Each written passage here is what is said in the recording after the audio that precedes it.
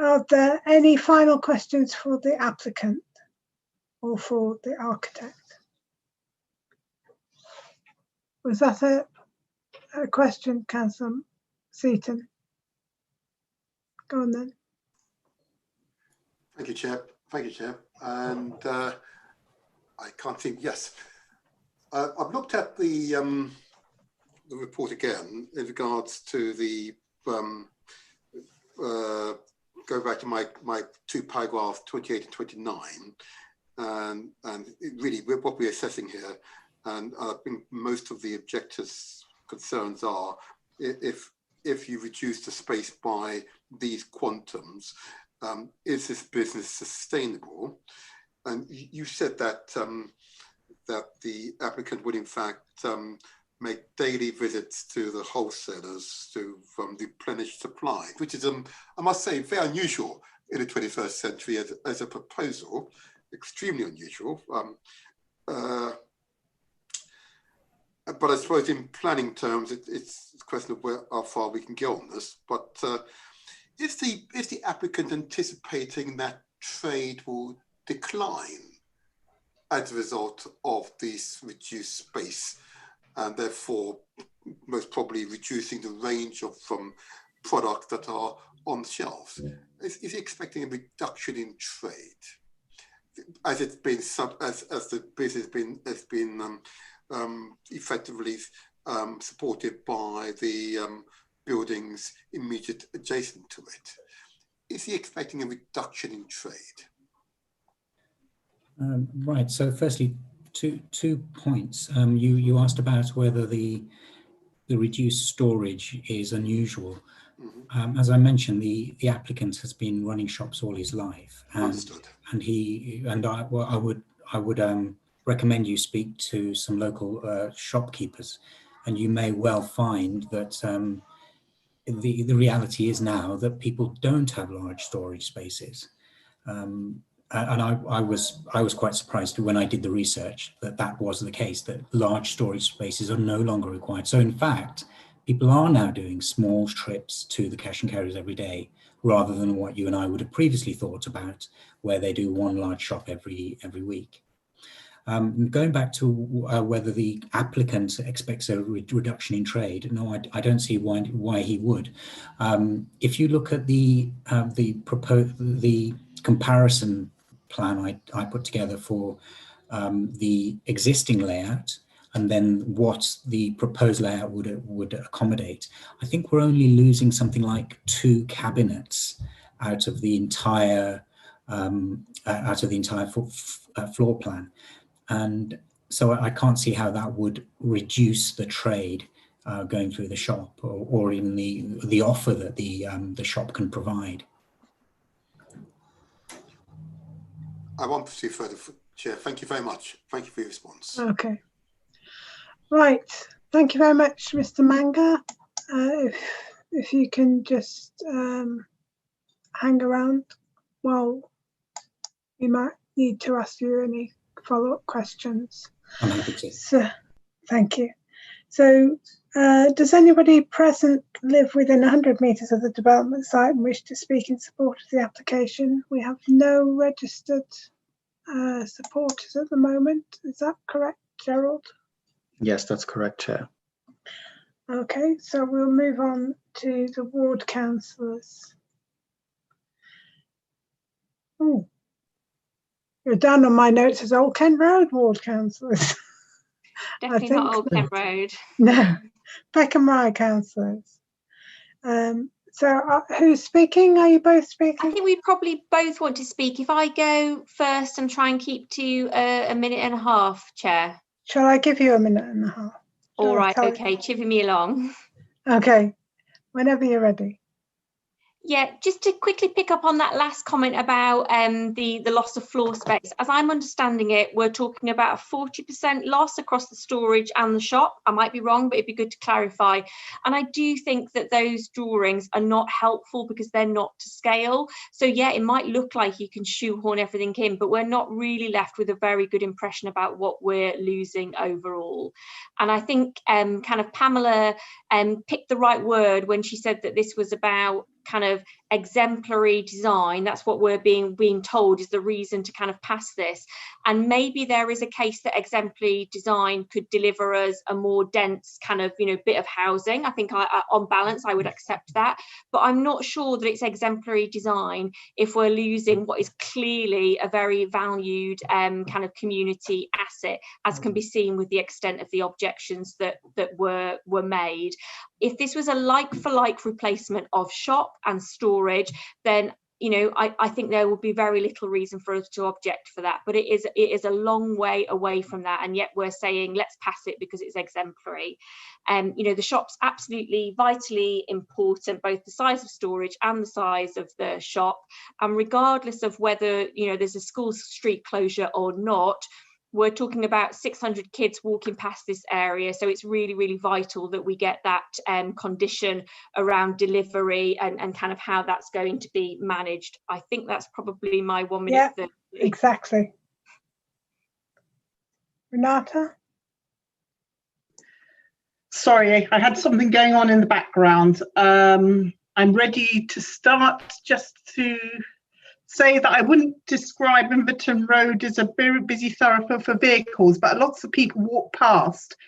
And to say that there are lots of people for whom this is 300 metres, which what Panna said, but they live to the north of the property, and you've got a cemetery on one side and you've got a railway line. So they'd have to walk 600 metres plus to the next shop, their next nearest shop, while this is closed, to highlight that. Nobody's raised about the streetscape on Inverton Road. And that's why actually I would have preferred to see a double height terrace along to the existing Victorian property, like a side return. And that would have given would give more storage on the ground floor and make the flat above a bit bigger. But I'm really concerned about the storage. I don't agree that people running small businesses, from what I've dealt with small businesses in licensing, they often go once or maybe twice a week because they might go to different cash and carries. And this is in a poor transport area. It's not near any cash and carries. They'd have to go quite a long way to get to a cash and carry from this area. So I can't see if a couple, say, is running a shop like this, they will not be going every day to the cash and carry. So the storage space is really important, and around storage space also is terrible. So I think the housing I'm not unhappy with. That's time. Sorry. That's all right. No, that's fine. Any questions for the ward councillors? Councillor Salmon. I feel you were cut off, Renata. Please continue with whatever it is you wanted to say. Well, my main concern really with this application is the storage space. I do think it is important. I don't think the couple is running this premises, like as present, who may have a family as well, that they will want to be going to a cash and carry miles away on a daily basis to pick up goods. And also it's cheaper to buy things in bulk and store them than going piecemeal to buy 2 or 3 bottles of bleach every day to put on the shelves. I think to make them competitive, that's important. Yeah.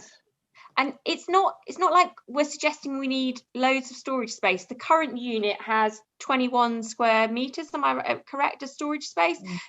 We're saying like for like. We're saying that actually what would give you an exemplary design would be at least like for like. That doesn't feel unreasonable.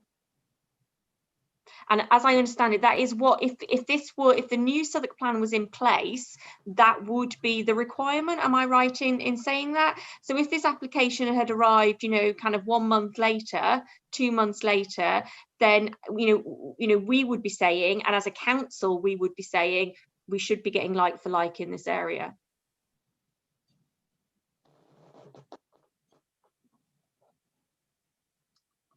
Okay, any other questions? I think Councillor Lehman's digital hands Oh, up. is it? Oh, yes. Councillor Lehman. Both my digital and my real hand were up. Yes, question for the councillors. I mean, I'm actually very concerned about this idea of that the shopkeepers should be going daily to the cash and carry. We've declared a climate emergency as a council. We're putting a lot of effort into reducing the amount of traffic on our roads. We've seen that traffic is peaking at around 150% of pre-lockdown levels. So the idea that we should be encouraging someone to make a daily journey when we could be encouraging them, facilitating them making the same journey on a weekly basis, seems to me to be counterintuitive against some of the other council policies. Now, this may not be a direct planning matter, but it does seem to me that if a planning incident requiring someone to make daily car journeys when we're tackling air pollution and climate change doesn't seem to be like a sensible way forward. I mean, I think that's right. We also know that we're in the middle of a housing crisis. So, yes, let's try and find different ways to kind of bring forward housing across our borough, not just in some bits of the borough. Let's see new housing in our bit of the borough. I definitely support that. But it just feels that we're not a million miles away from getting a much better development on this site. And that development could be one that allowed some storage and kind of reduced kind of van and car deliveries on this street, which we know is bad for the environment, but particularly bad here because it is so close to such a big primary school. And also to say, as I mentioned, that it would be long journeys that they would have to take because the traffic is heavy, because they're narrow residential roads, and probably each way to the local cash and carry would mean travelling at least half an hour. So it's not just popping out to a shop round the corner. There are no cash and carries in the vicinity. Councillor Browning?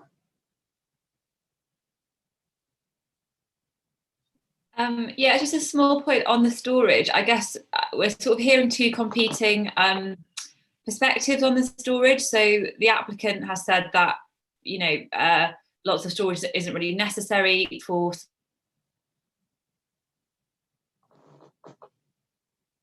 You're frozen.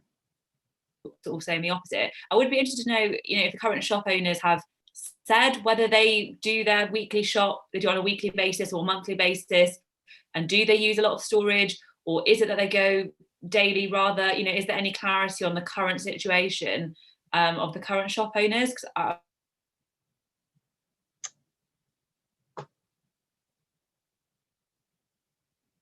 You're frozen again.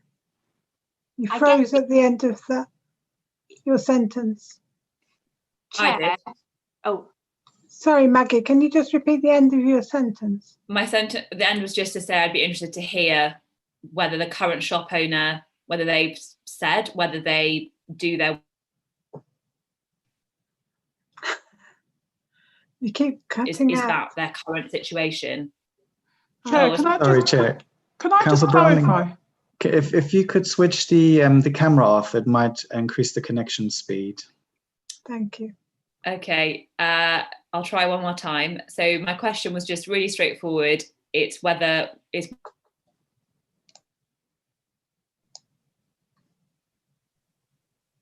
I think we got. I suggest it sounds like that's not a question for local councillors. Exactly. That's anyway. what I was. Yeah. So it might be that we can. Maggie can try again, because it feels like we're not going to be able to answer that other than just kind of by making guesses, if that makes sense. Yeah.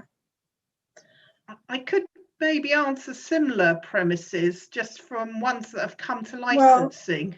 Not this specific one, that they tend to go once a week to the cash and carry when we have to see their receipts. That's a personal choice, I think, rather than. I mean, they could be using cargo bags. We don't know anything about the actual operation at the moment. I've got no more digital hands. Councillor Browning, are you still with us? You keep freezing. I'm still here. Okay. Let us know if you lose connection altogether. Councillor Seaton. Thank you, Chair.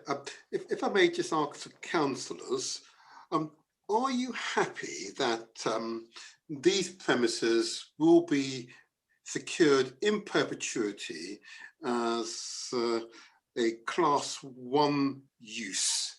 Therefore, it will always be a shop, a retail shop. Are you happy that's been secured, and that's regardless of the new class use changes? This will be inserted in the Section 106 agreement. Is that not your ultimate aim is to ensure that the shop remains a shop and not an offices or whatever?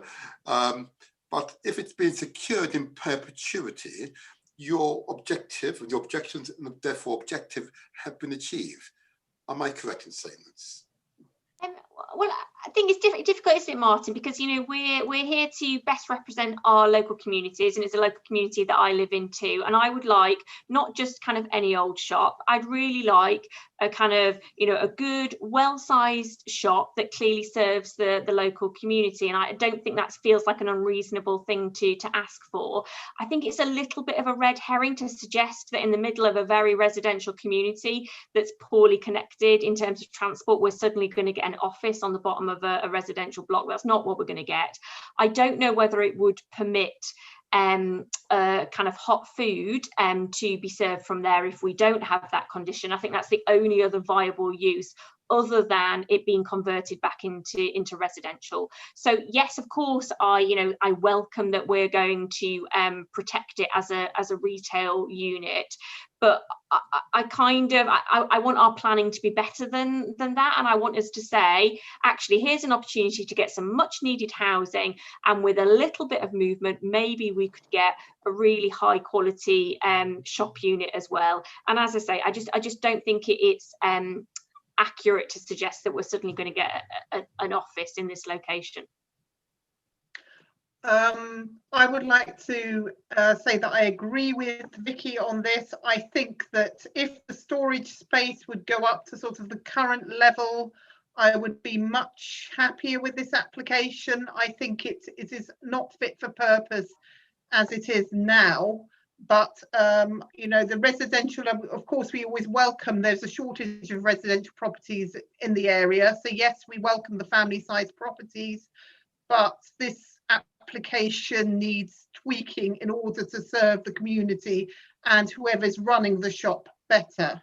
And also the streetscape. Nobody else has mentioned that something could be done with increasing the storage space and improving the streetscape with the remaining Victorian terrace on Inverton Road.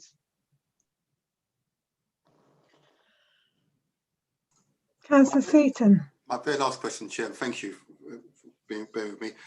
As regards the current policies, not the new Southwark policy, of course, the officers have confirmed that it is compliant, both in terms of the current distances between these units, and whilst I might agree that there might be a question of what direction, but the distances are correct. And the officers also confirm that the use that is being proposed, and therefore the reduction in size, are compliant with policy. So in order for us to take the position you've both taken, we need to ignore current policies, okay? And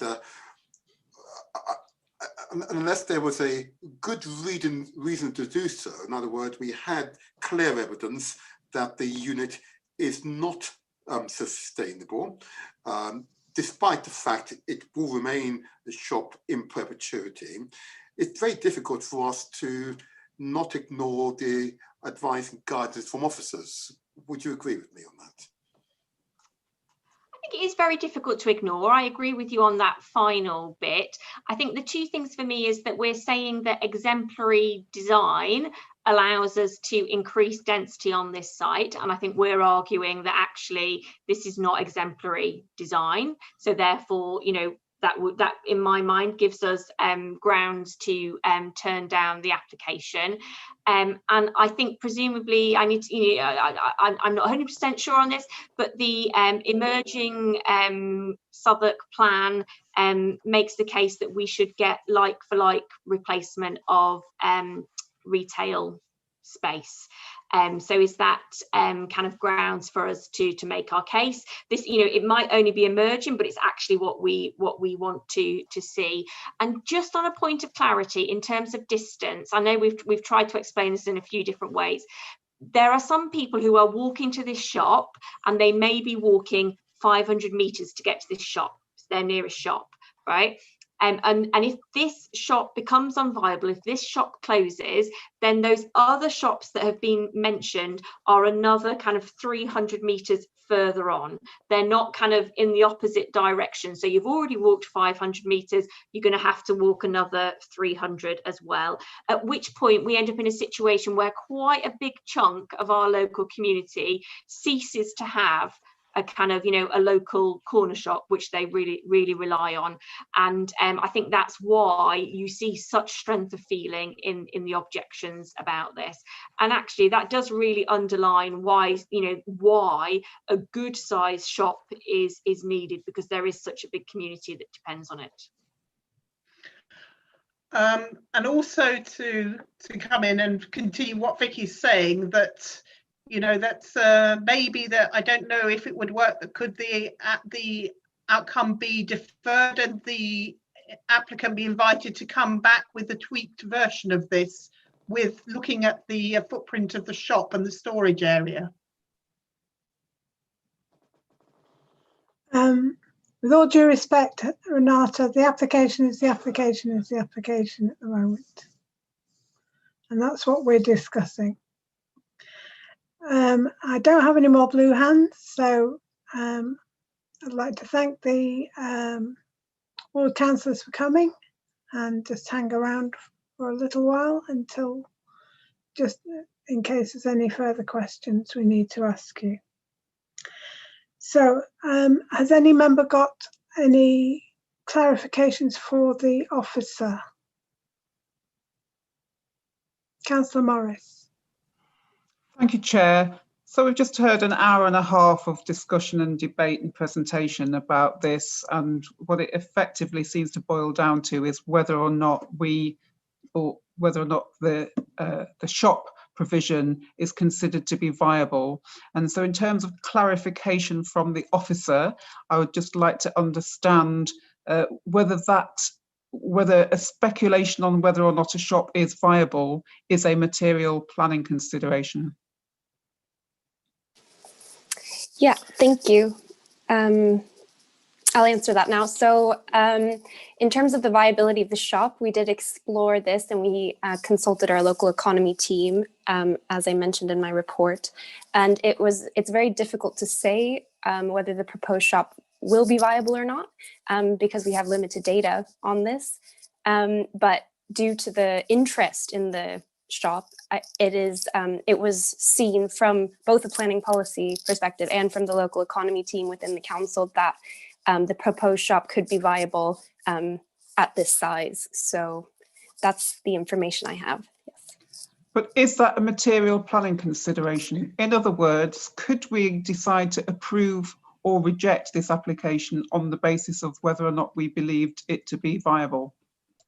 Perhaps I can help out there, Councillor Morris. So, as Councillor Seaton mentioned, the existing our current policies, the application is fully compliant with our current policies. The only policy this would not be compliant with is an emerging policy, P31, and P31, which I'm just getting up here. So before I explain what the policy is, we can only give limited weight to the emerging policy. So it hasn't been to an examination in public. So the emerging policies can be given limited weight, whereas our existing policies can be given full weight. Now, the P31 says that any replacement floor shop should be like for like in terms of floor space, or, and this is a crucial part, bespoke to suit the requirements of the business, including provision of storage and service space. So we've heard from the architect that it has been designed in order to do that. So whether a shop is viable or not is not really a material consideration for this evening. Thank you, Dipesh.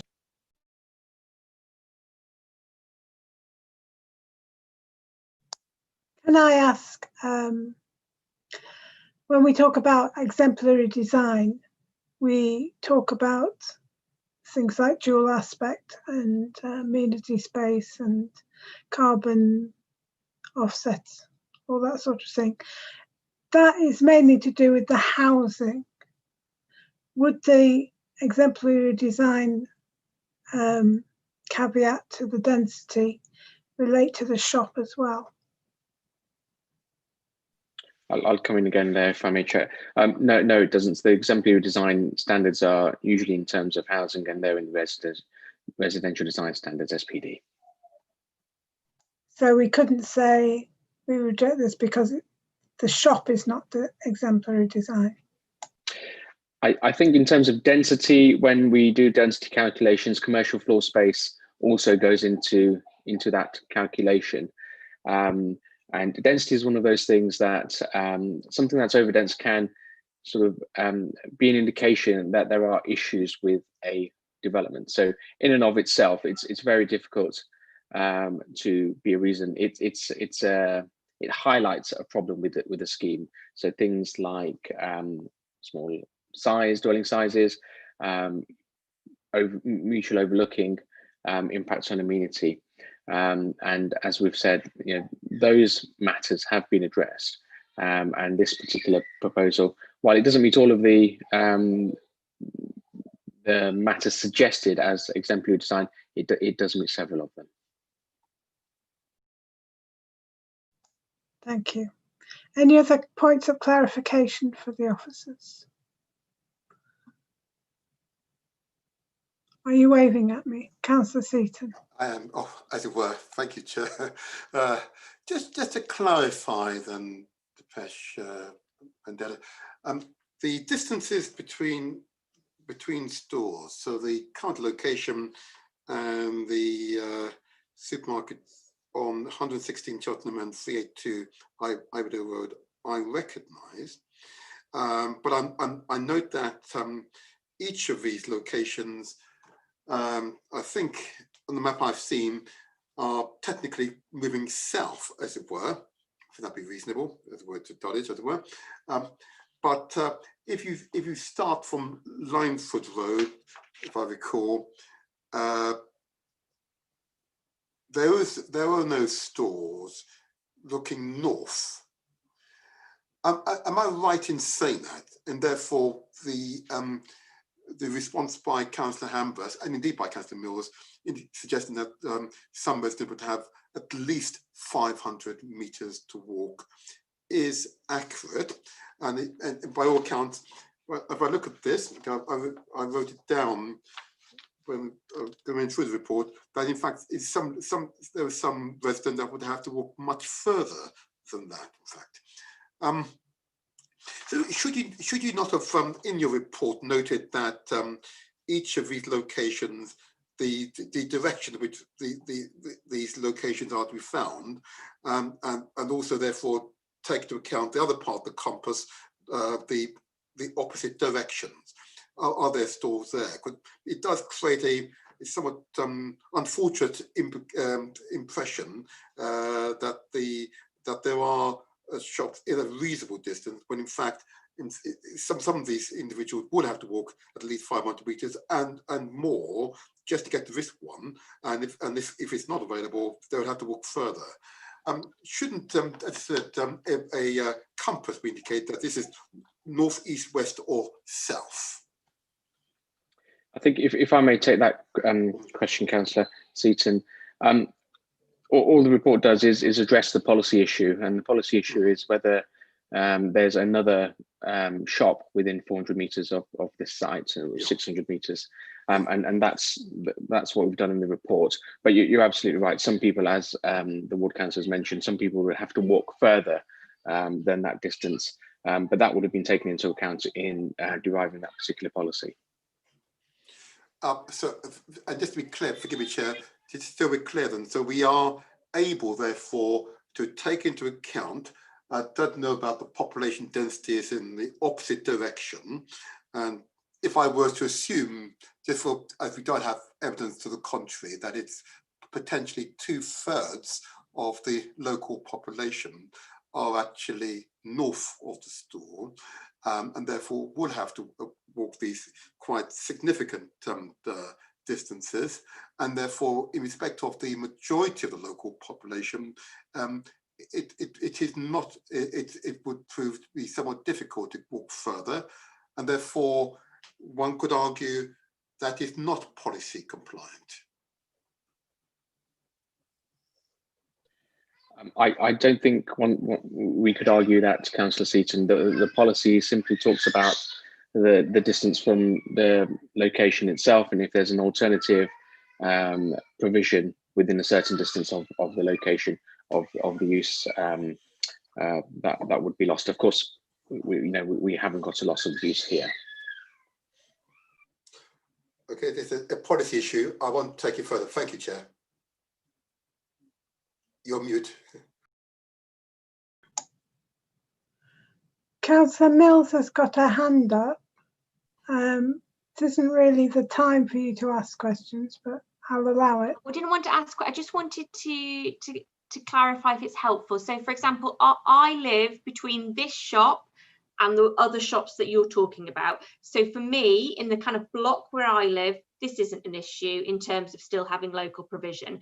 But between this shop, there is nothing before you get to Nunhead Station. So there is a whole kind of block of population, and yes, some of them will go to Nunhead Station, and there's a local shop there. But for all of that chunk, it's either Nunhead Station or this shop. So, and I think it's probably well over half a mile between this shop and Nunhead Station. Thank you. Right, we will move to debate. Has anybody got any initial thoughts as to how they're viewing this one? Councillor Morris, do you want to kick off? Thank you, Chair. I fully understand and appreciate all the comments that have been made by the ward councillors and the objector, and I understand the value and importance of local shops. I'm finding it quite hard, though, to developers, they're not daft. They're not going to build something if they don't think it's going to be viable or deliverable, and especially agree to a condition that says it has to be a shop in perpetuity if they didn't think that it was possible or feasible to deliver a shop that can survive on that location. So with that in mind, the housing is reasonable. It's not fantastic. There's nothing overwhelming about it, but there's nothing that I can fault enough to warrant a refusal. So I can't see why we wouldn't approve this application, and I will be voting in favour. Thank you, Chair. Thank you. Councillor Chopra. Thank you, Chair.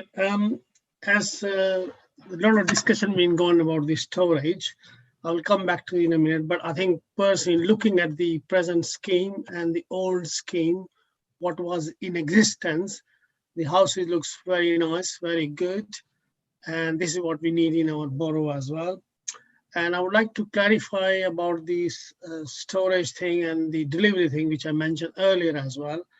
You can see every day there are many lorries are delivering into all the big supermarket, whether it is Sainsbury or Tesco, even though they got a lot of storage place in their own premises, but they still get daily basis delivery.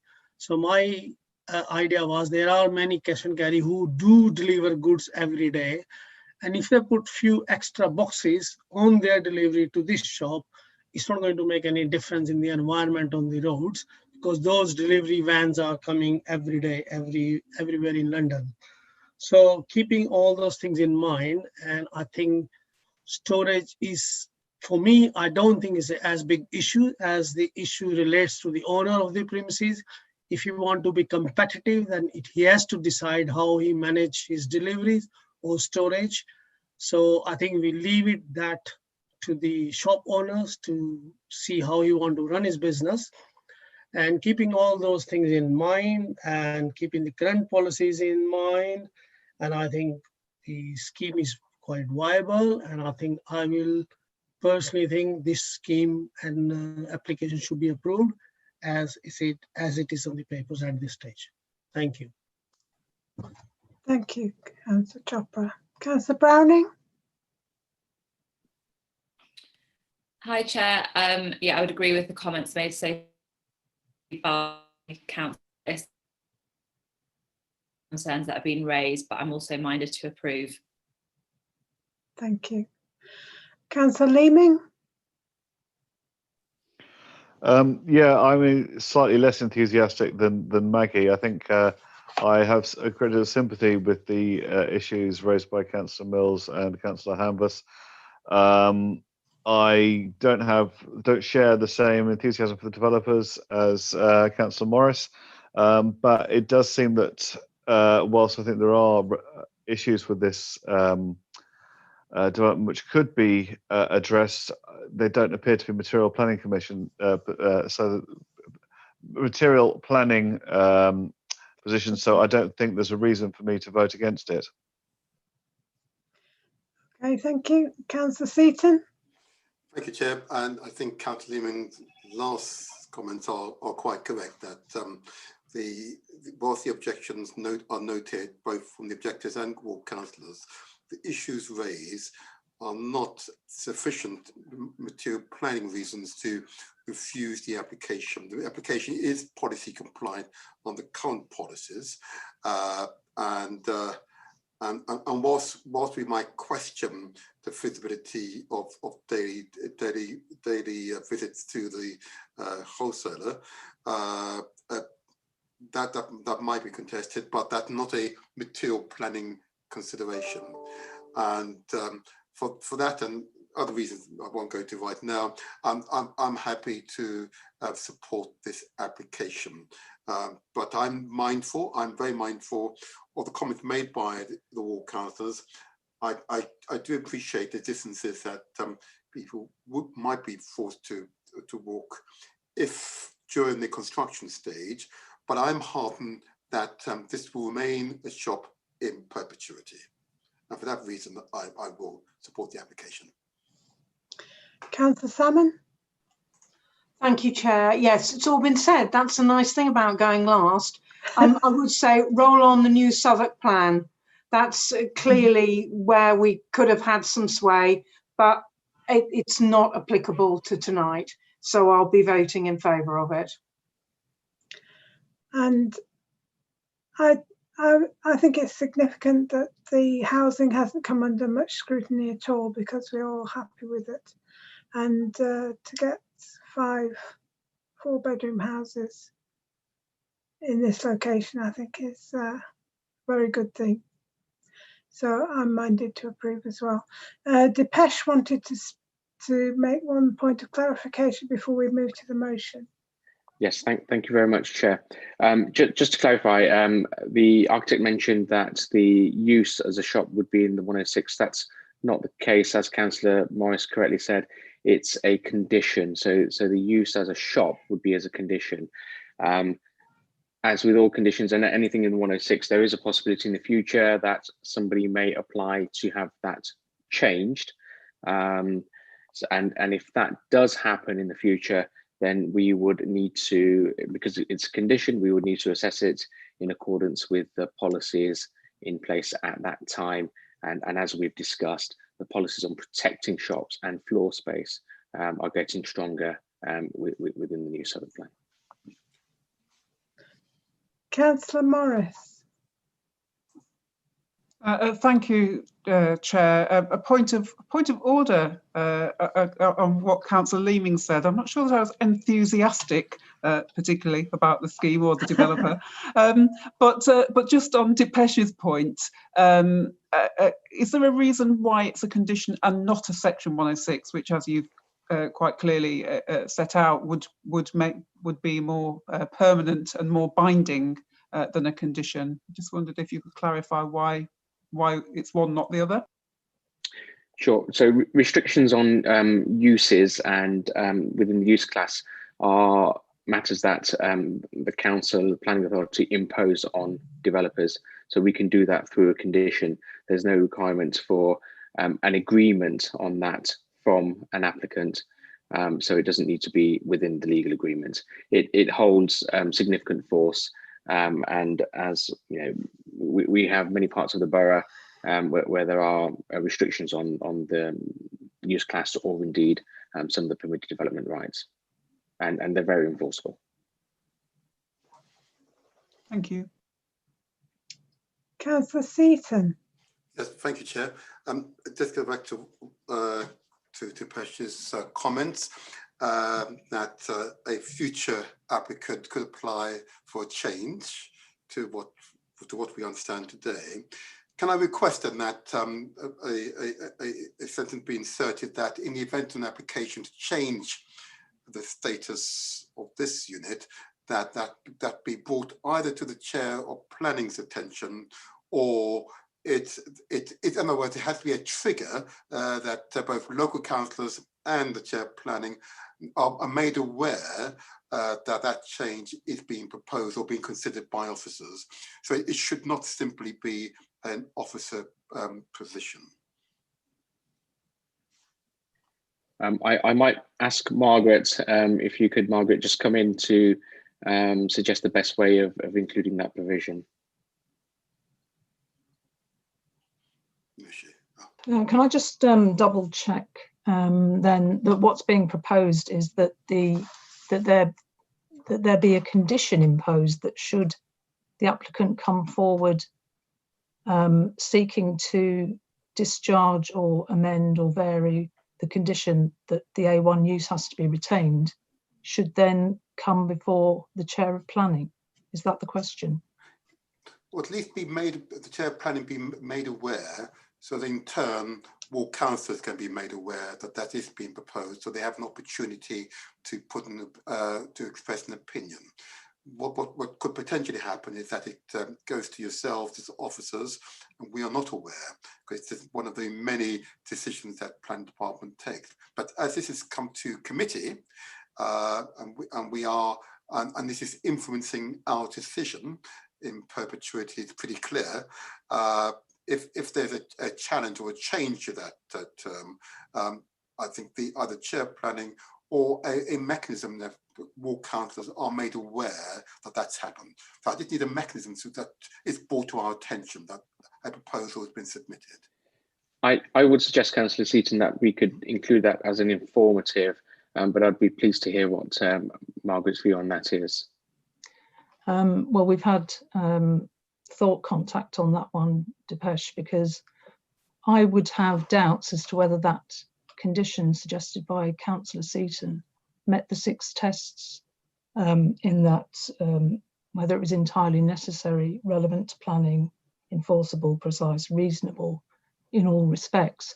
One of the concerns I would have is that we may be looking some years hence before such an application is made, in which case the composition of the committee could be entirely different.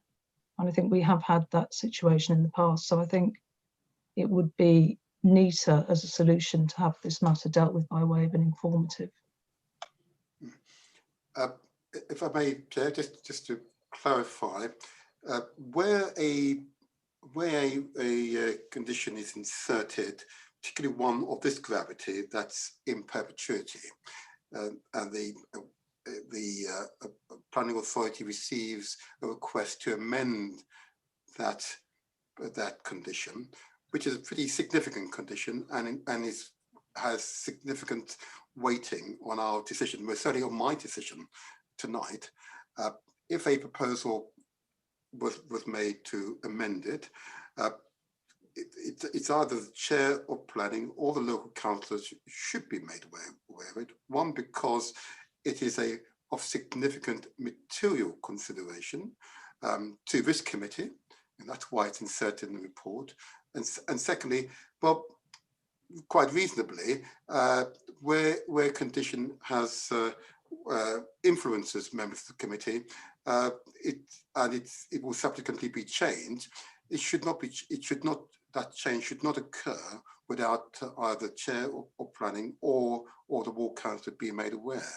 it is a reasonable request that that be brought to our attention. It should not occur without either Chair Planning or Ward Councillor being made aware. I think if I may come in there again, I think we can do that. And Margaret's point about people moving on, you know, it can be changed. We could make a note on the system we use, but I could move on, the colleagues could move on. And the safe way of doing that is having an informative on the decision notice that says if an amendment to the condition is proposed in the future, this be brought to the attention of the Chair of Planning and the ward members. And that, I think that's the safest way to do that. Okay. Right, so we'll move to the motion. I would like to move that we adopt the officer's recommendation set out in paragraph 1 of the report on page 10 of the main agenda pack, that planning permission be granted subject to conditions and the completion of a legal agreement. In the event that the legal agreement is not completed by 31st of December 2020, that the Director of Planning be authorised to refuse planning permission for the reasons set out in the addendum report. We will also include the extra condition relating to the School Street closure and service management plan in the addendum report, and we note the corrections and clarifications, including the SIL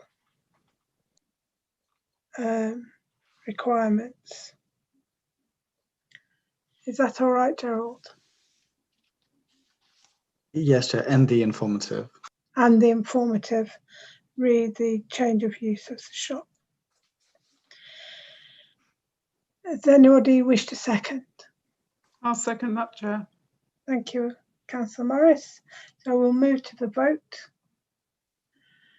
So I'll call on the voting members of the subcommittee by name and ask them to confirm whether they vote in favour or against this motion or wish to abstain. So Councillor Adele Morris, for, against or abstain? For, Chair. Councillor Maggie Browning, for, against or abstain?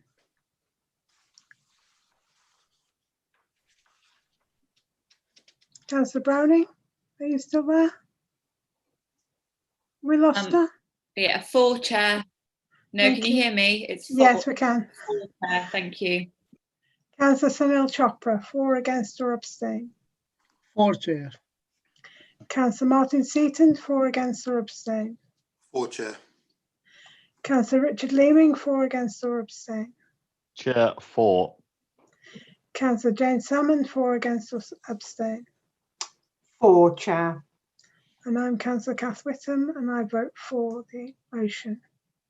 So the motion is carried and the application is granted. Right, thank you very much to Pamela and Vaz for coming along. We move now to item 8, which is TPO 597 confirmation 671 to 679 Old Kent Road, SE15 1JS, pages 69 to 77 of the main agenda pack and pages 1 to 8 of the supplemental agenda pack, number 1. So, Liam, can you address your report? I certainly will. Can you see the report in front of you? It's just got. No, there we go. Oh, yeah, it's it. Yeah, I'm going to get to the stop. No, I don't want to do that. Go with Why the. Bear with me. I'll try again.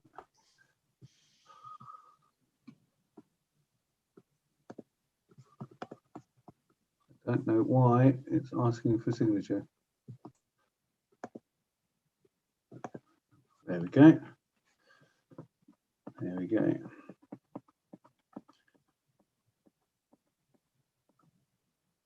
Right, so we're going straight to 597, is that correct? That's what I've got first on my list. Is that not right? That's the ones around the KFC, isn't it? Yes. Yeah. I've got that first, Chair. Okay. Right. No problem. So this item relates to the confirmation of a tree preservation order served on the 29th of June at 671 to 679 Old Kent Road, SE 151JS. The TPO protects 2 mature London plane and 1 mature Norway maple, along with 2 early mature London plane trees. 1 objection has subsequently been received, which according to the council standing orders must be considered at planning committee before the order can be confirmed. To continue to have effect, the TPO attached in Appendix 2 must be confirmed within 6 months from the date of being served. And should it not be confirmed, the trees described in the schedule and shown in the plan have no other statutory protection. The TPO includes prominent trees clearly visible from public realm and sited within the Old Kent Road Area Action Plan. The site is sandwiched between 2 major planned developments, and these trees have been assessed as contributing to amenity and because of their value to combating pollutants, which are notably high in the area given its proximity to Old Kent Road and the industrial units of Ruby Street. The trees are assessed using temper, which is decision matrix for the issuing and defensibility of a TPO. Whilst the confirmation of TPO cannot be appealed, any subsequent refusal of an application for works to TPO or imposition of conditions upon consent can be appealed to the Secretary of State via the Planning Inspectorate. As mentioned earlier, 1 objection has been received, and this is from a subsequent owner to the site.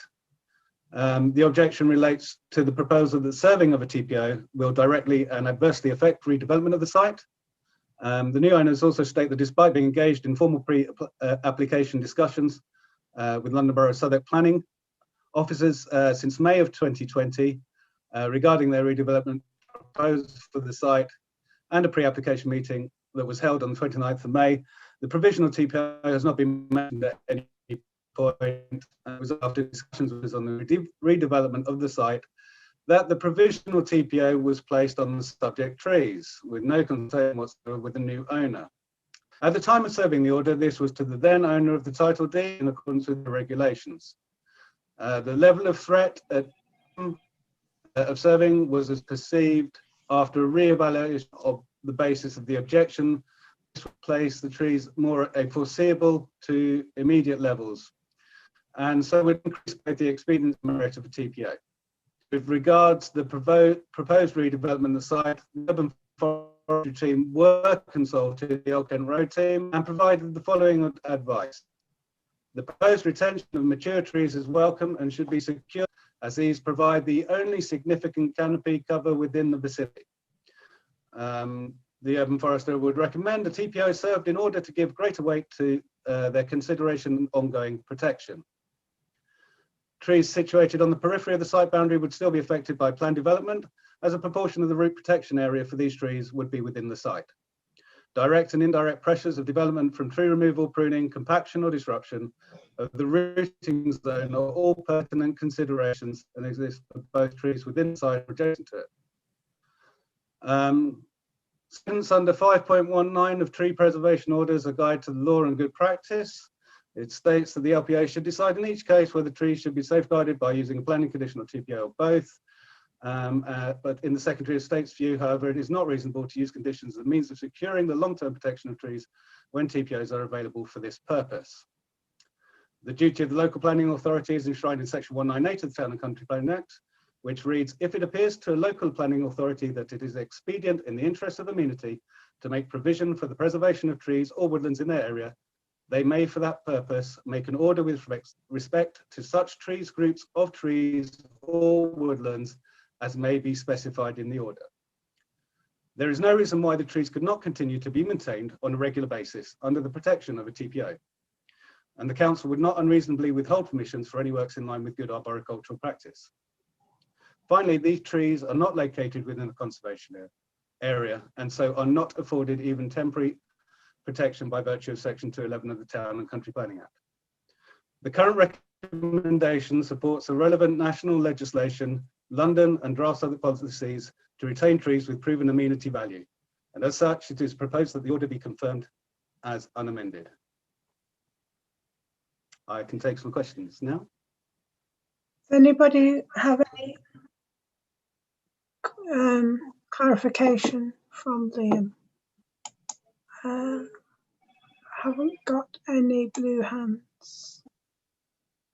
Nobody wish to ask anything? Excellent report, Chair. Say again? It was an excellent report. There you are. Okay. It was so comprehensive, we don't need to ask you anything.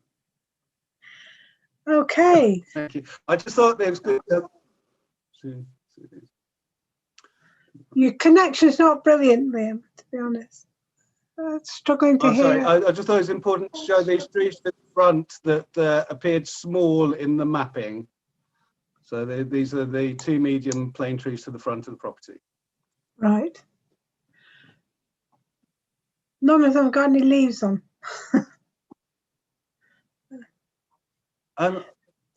Apparently, all our photographs appear to be in late autumn, early winter. Right. So there's relatively little leaf on them. I can identify them for you, should you wish. No, you're fine. Okay, so I'll move the motion then. If no more comments to be made from the subcommittee, I would like to move that we adopt the officer's recommendation as set out in paragraph 1 of the report on page 70 of the main agenda pack, that the provisional TPO reference 597 be confirmed unamended. Does any member of the subcommittee wish to second that? I'll second that, Chair. Thank you. And we'll move to the vote. So I call on the voting members of the subcommittee by name and ask them to confirm whether they vote in favour or against the motion or wish to abstain. So Councillor Morris, for, against or abstain? For, Chair. Councillor Browning, for, against or abstain? Councillor Browning? For, Chair. Thank you. Councillor Chopra, for, against or abstain? For, Chair. Councillor Seaton, for, against or abstain? For, Chair. Councillor Leaming, for, against or abstain? For, Chair. Councillor Salmon, for, against or abstain? For, Chair. And I'm Councillor Whittam and I vote for. So the motion is carried unanimously. The recommendation is agreed. We move now to item 9, TPO 596 confirmation, 147 Camberwell Road, SE50HB, pages 78 to 84 main agenda pack and pages 9 to 17 of the supplemental agenda number 1. Liam. Thank you, Chair. So this TPO protects one mature tree of heaven, otherwise known as now Ailanthus altissimi. One objection has subsequently been received, which is previously stated, according to council standing orders, must be considered at planning committee before the order can be confirmed. The tree itself sits within a conservation area, and so should it be decided that the TPO is not confirmed, it would have some temporary protection under Section 211 of the Town and Country Planning Act. However, any subsequent request for removal in the absence of further supporting evidence is likely to result in another TPO being issued. The TPO includes a prominent tree clearly visible from public realm, as you can see in the picture, within the front garden to 147 Campbell Road. It has been assessed as contributing positively to the wider amenity, and also is seen as a suitable species due to its tolerance to roadside pollutants. One objection has been received from the resident. The objector proposes that the tree is unsafe due to its location above a coal hole and in close proximity to a major road. And further to that, that the tree is suppressing a young London Plain Street tree, which you can see in the front of the picture. The Ailanthus tree is a mature specimen, which despite previous pruning, contributes to the wider area. Photographs which have been supplied by the objector show the tree to have good vitality. These have been submitted within the TPO report itself and are located at the rear of the provisional TPO itself, sorry. And there are no outward concerns to show root plate displacement or other structural weaknesses. Leaf distribution within the overall canopy is widespread and healthy when it is in leaf. Trees are self-optimizing structures which put down roots in response to their external environment. Indeed, many of London's most prominent trees were planted above underground services or within nature themselves sited over foxholes on the sides of embankments or on tops of sets.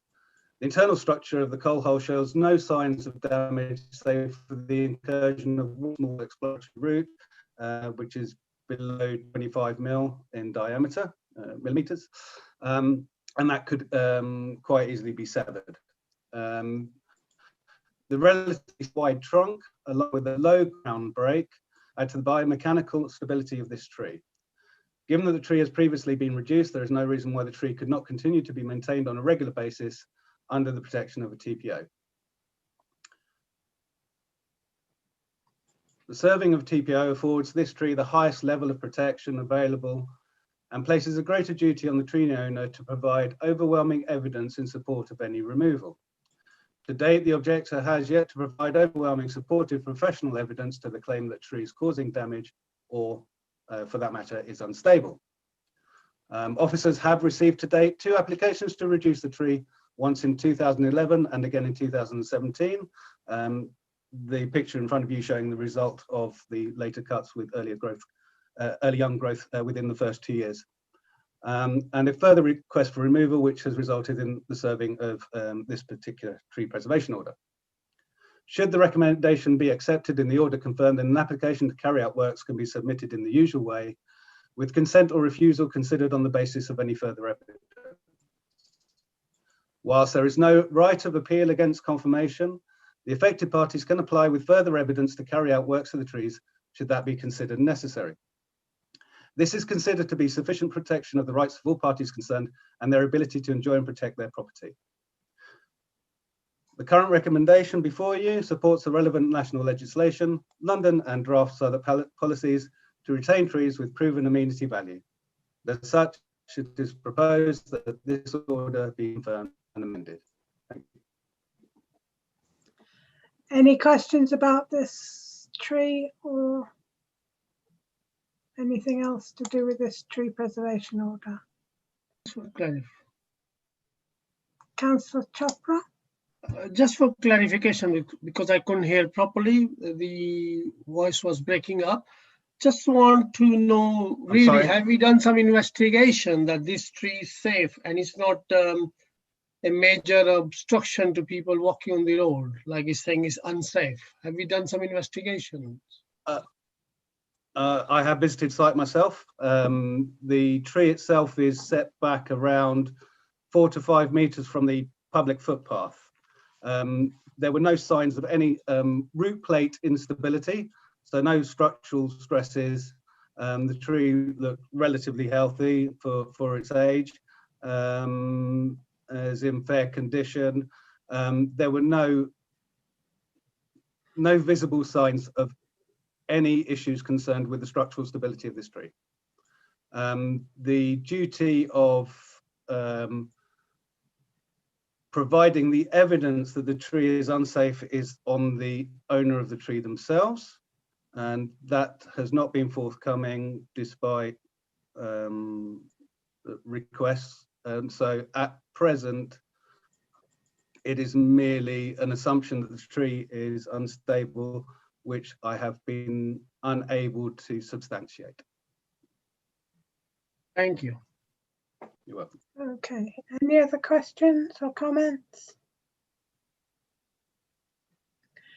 Okay, I'll move to the motion.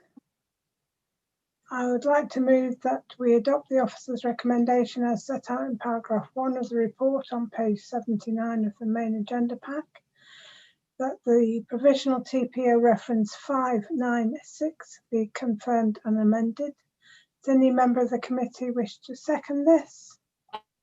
I second it. Thank you. We will now move to the vote. I will call upon the voting members of the subcommittee to ask them to confirm whether they vote in favour or against this motion or wish to abstain. Councillor Morris, for, against, abstain. For, Chair. Councillor Browning, for, against, or abstain. For, Chair. Councillor Chopra, for, against, or abstain. For, Chair. Councillor Seaton, for, against, or abstain. For, Chair. Councillor Leaming, for, against, or abstain. For, Chair. Councillor Salmond, for, against, or abstain. For, Chair. And I'm Councillor Whittam and I vote for the motion. The motion is carried unanimously and the recommendation is agreed. That was the last item of business, so we can all have